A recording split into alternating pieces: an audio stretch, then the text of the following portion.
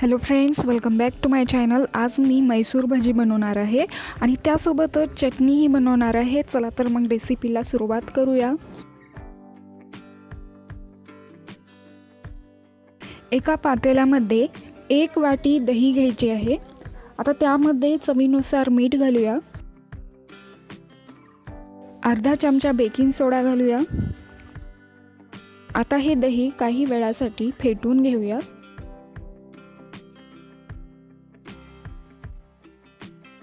तर इथे मी हे दही मिनिटभर फेटून घेतले आहे। स्वच्छ चाळलेला मैदा घालूया। तर इथे मी 2 वाटी मैदा घातले आहे।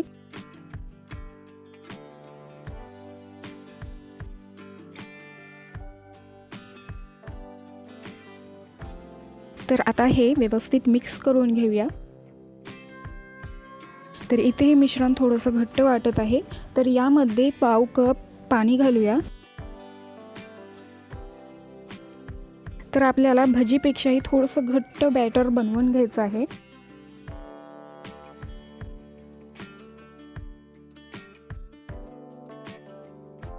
इथे हे बॅटर बनवून झालेलं आहे।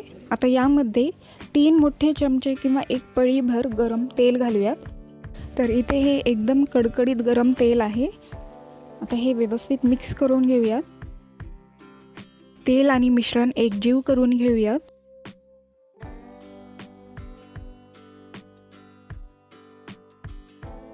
तर इथे हे तेल मिश्रणमध्ये व्यवस्थित मिक्स करून झालेलं आहे।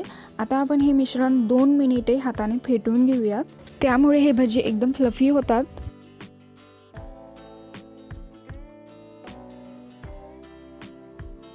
तर इथे हे बॅटर 2 मिनिटे हाताने फेटून घेतले आहे। आता यामध्ये आपण बाकीचे इंग्रेडियंट्स घालूया। अर्धा चमचा यामध्ये जिरे घालूया, 1 बारीक चिरलेला कांदा घालूया। तुमच्याकडे कढीपत्ता असेल तर कढीपत्ताही एकदम बारीक चिरून घालायचा आहे। 1 इंच एकदम बारीक चिरलेलं आलं घालूया, 2 ते 3 हिरवे मिरच्या एकदम बारीक चिरलेली। आता यामध्ये बारीक चिरलेली कोथिंबीर घालूया। आता हे बॅटरमध्ये व्यवस्थित मिक्स करून घेऊया। तर इथे हे मिश्रण व्यवस्थित मिक्स करून झालेलं आहे। आता यावरती झाकण ठेवून 1 ते 1.5 तासासाठी आपण हे बॅटर भिजू देऊया। तर इथे हे 1.5 तास झालेले आहेत। परत एकदा आपण हे मिश्रण चमच्याने हलवून घेऊया।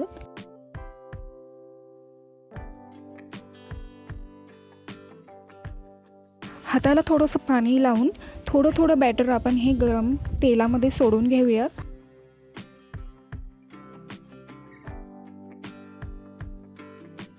तेल गरम झाले की यामध्ये भजीप्रमाणे आपण हे बॅटर तेलामध्ये सोडून घेऊयात।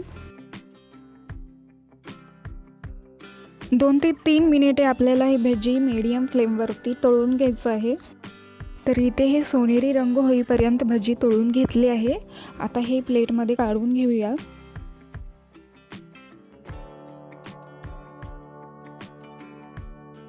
तर इथे हे भजी बनवून झालेले आहेत। आता आपण चटणी बनवून घेऊया। तर मिक्सरच्या वाटीमध्ये पाव कप खोबरं घ्यायचं आहे। तर इथे मी ओलं खोबरं घेतले आहे, 1-2 हिरव्या मिरच्या, 4-5 लसूण पाकळ्या, 2 चमचे डाळवं, थोडंसं कोथिंबीर, चवीनुसार मीठ घालूया, 2-3 चमचे पाणी। आता हे मिक्सरवरती बारीक करून घेऊया। तर अशा प्रकारे आपल्याला याचं बारीक पेस्ट बनवून घ्यायचं आहे। आता या चटणीसाठी आपण फोडणी बनवून घेऊयात। कढईमध्ये 1 चमचा तेल घ्यायचं आहे। तेल गरम झालं की यामध्ये मोहरी घालूयात। मोहरी तडतडली की यामध्ये 4 ते 5 कढीपत्त्याचे पानं घालायचे आहेत, 2 मिरच्या घालूयात। आता ही फोडणी गरम आहे, तर लगेचच आपण ही चटणीवरती घालून घेऊया। तर इथे हे मैसूर भजी आणि त्यासोबतच चटणीही तयार आहे। तुम्हाला माझी ही रेसिपी आवडली असेल तर व्हिडिओला लाईक करा, शेअर करा, चॅनलला सबस्क्राईब करा आणि सोबतच बेल आयकॉनला क्लिक करा। चला तर मग परत भेटूयात अशाच एका नवीन रेसिपीसोबत। आज मी ब्रेड रोल बनवणार आहे। अगदी सोप्या पद्धतीने एकदम पटकन हे ब्रेड रोल्स तयार होतात। चला तर मग रेसिपीला सुरुवात करूयात। तर पहिले आपण इथे बटाट्याची भाजी बनवून घेऊयात। तर इथे मी कढईमध्ये 2 चमचे तेल घेतले आहे। तेल गरम झालं की यामध्ये अर्धा चमचा मोहरी घालूया। मोहरी चांगली तडतडली की यामध्ये अर्धा चमचा जिरे घालायचे आहेत।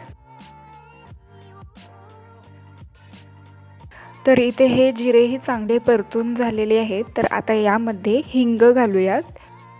1 चमचा यामध्ये आलं लसूण पेस्ट घालायचं आहे आणि आता हे चांगलं असं लालसर होईपर्यंत परतून घेऊयात।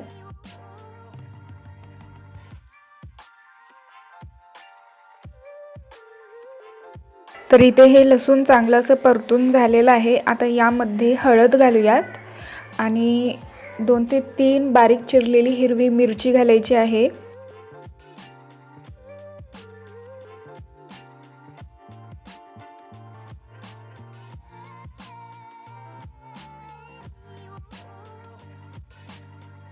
आता यामध्ये मॅश केलेले बटाटे घालूया। तर इथे मी 2 मीडियम साईजचे बटाटे उकडून घेतले होते, नंतर याची साल काढून चांगली अशी मॅश करून घेतली आहे।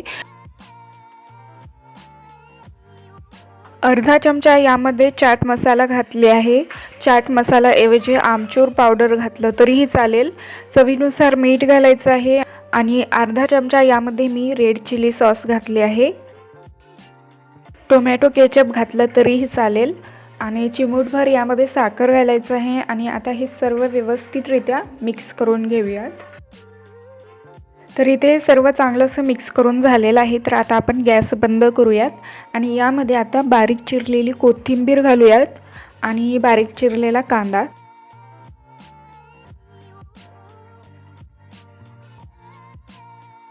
आणि परत एकदा आपण हे व्यवस्थित असं मिक्स करून घेऊयात। तर इथे हे स्टफिंग तयार आहे। तर आता आपण ब्रेड रोल्स बनवून घेऊयात। तर इथे मी 5 ते 6 ब्रेड घेतले आहेत आणि एका स्लाइसला पाण्यामध्ये भिजवून घ्यायचं आहे आणि नंतर हाताने चांगलं असं दाबून ब्रेडचं पाणी पूर्णपणे काढायचं आहे आणि नंतर यावरती आपण जे स्टफिंग बनवलेलं आहे ते थोडंसं घेऊयात आणि याला अशा प्रकारे चांगलं असं गोल आकार द्यायचा आहे अशा प्रकारे आणि हे स्टफिंग आता या ब्रेड स्लाइसवर ठेवूयात आणि अशा प्रकारे आपण या ब्रेडला रोल करून घेऊयात। तर इथे हे रोल बनवून झालेलं आहे। हे आपण एका प्लेटमध्ये काढून ठेवूयात आणि याच प्रोसेसने आपण बाकीचेही रोल्स बनवून घेऊयात आणि मगच आपण हे फ्राय करून घेऊयात। तर गॅसवरती एक पॅन ठेवले आहे। यामध्ये 1 चमचाभर तेल घालूयात।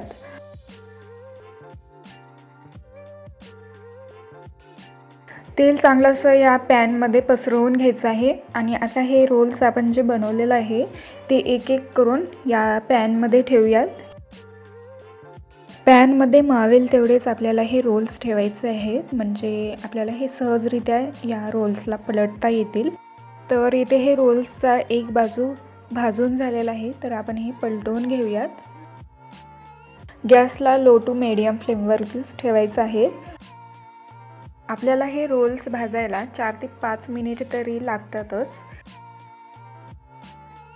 आणि थोडंसं तेल आपण हे बाजूने टाकून घेऊयात।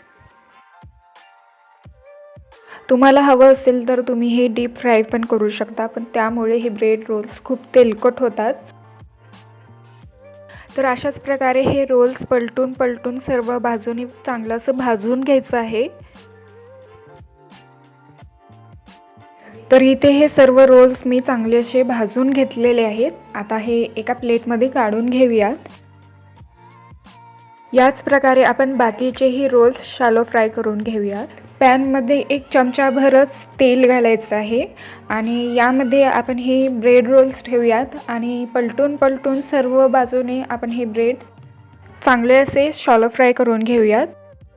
तर इथे मी कमीत कमी तेलाचा वापर करून नाश्त्यासाठी झटपट आणि अगदी सोप्या पद्धतीने इथे मी ब्रेड रोल्स बनवलेले आहे।